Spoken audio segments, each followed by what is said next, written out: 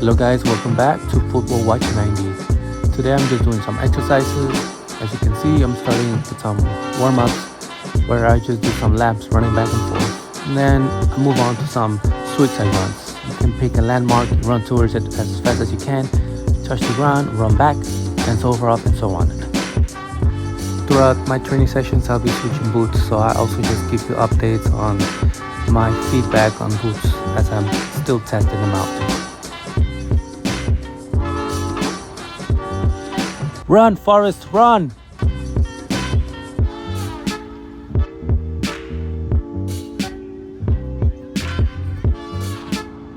To begin the first warm-up is basically passing the ball to a wall. First touch, control the ball, set it up for your next touch, and so on. So I picked two walls side to side basically because this way it kind of imitates having a training buddy.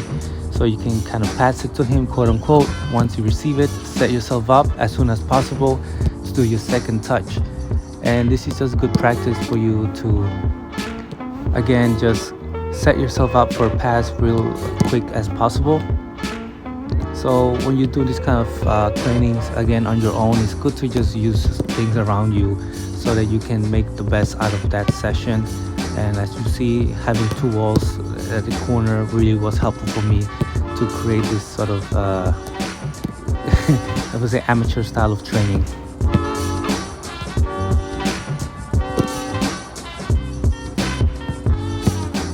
This is a modification to that stop and pass setup I had. In this case, we're not gonna control the ball with the first touch and then pass it. We're just gonna go straight to a pass. So this is your first touch practice. So as soon as you get the ball, basically pass the ball. One of the things you're gonna run into is that when you pass the ball, the wall is gonna absorb some of that shock or power. So when you get it in return, it's not gonna be as clean as it would be if someone was passing the ball back to you, but still it's a good practice to do.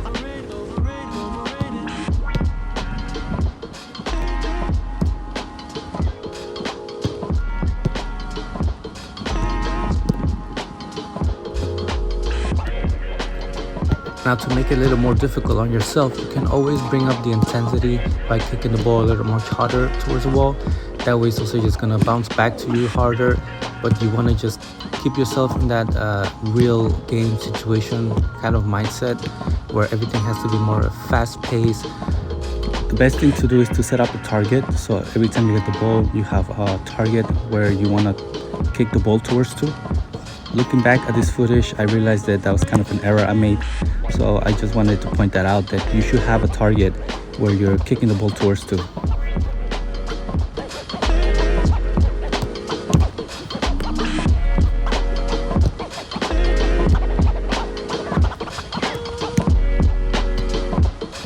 It's time for the Nike Premier to shine.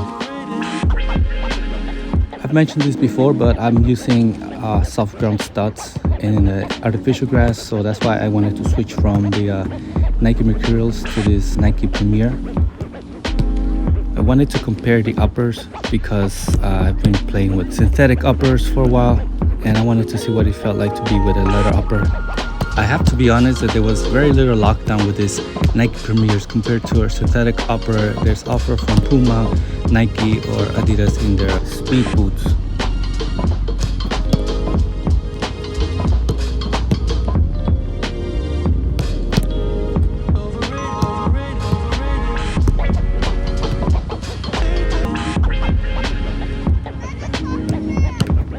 At this point, I felt it was time for a change, and I had the Puma Ultra Ultimate and the Adidas speedportal, so I went with the Adidas speedportal because I really want to like those shoes, but unfortunately that's not the case, but more on that later.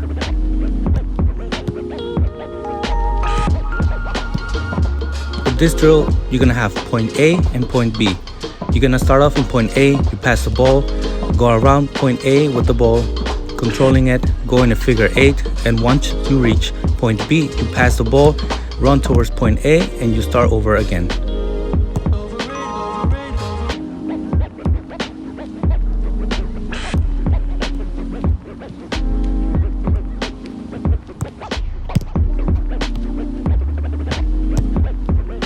One of the main problems I do have with the Adidas speedportal is that they don't fit as snug as I would like them to, and at some point they do feel like I'm wearing my dad's shoes. And not literally, but they just don't seem to fit or mold to your foot as good as the other shoes do. And also when you're playing with these shoes in a AG turf, you feel a lot of the impact on your feet. So it's something that I started to notice, and I think that's why the mercurials are a better option, because they have the air unit. But I will try to get my hands on some air mercurials that have the AG stud patterns. Once I do, I'm gonna have to wear them more regularly, and I'll give you my feedback on those. Strangely enough, I don't see a lot of places that sell the AG versions of the Nike mercurial, and I'm kind of curious why in America they don't have those options available for everyone. Especially, I do notice there are a lot of AG pitches in California. I don't see why they don't sell more AG stud patterns. It's kind of confusing, but it is what it is.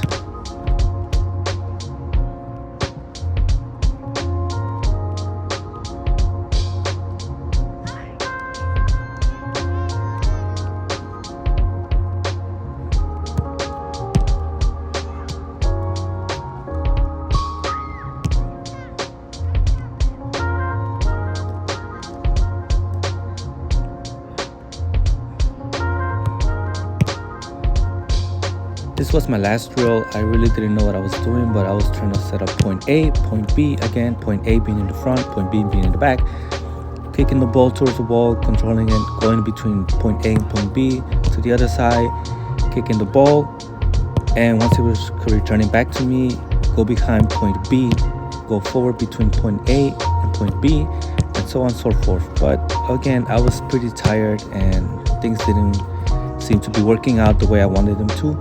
So I would just say, if you want to do something like this, something similar, just basically use those 2 points and try to dribble around them, kick the ball, control the ball, and try to just dribble around them.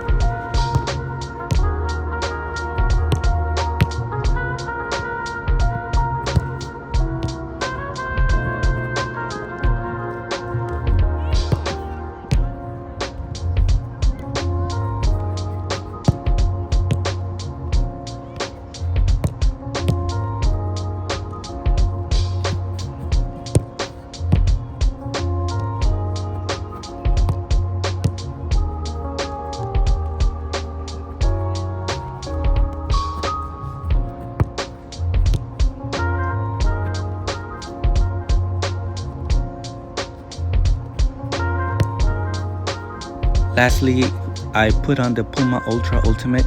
I did wear some cotton socks with them, and I was hoping that will make a difference and make them more comfortable, especially on the heel, because I started to get some blisters. But unfortunately, I was too tired to really spend much time with them on. So I tried them on for 5 to 10 minutes, but that was as much as I could. I needed to finish this training session. Hopefully next time I'll be able to wear them for a longer period of time, and I can give you better feedback on the Puma Ultra Ultimate. But until next time, I'll see you guys again. Thank you for watching.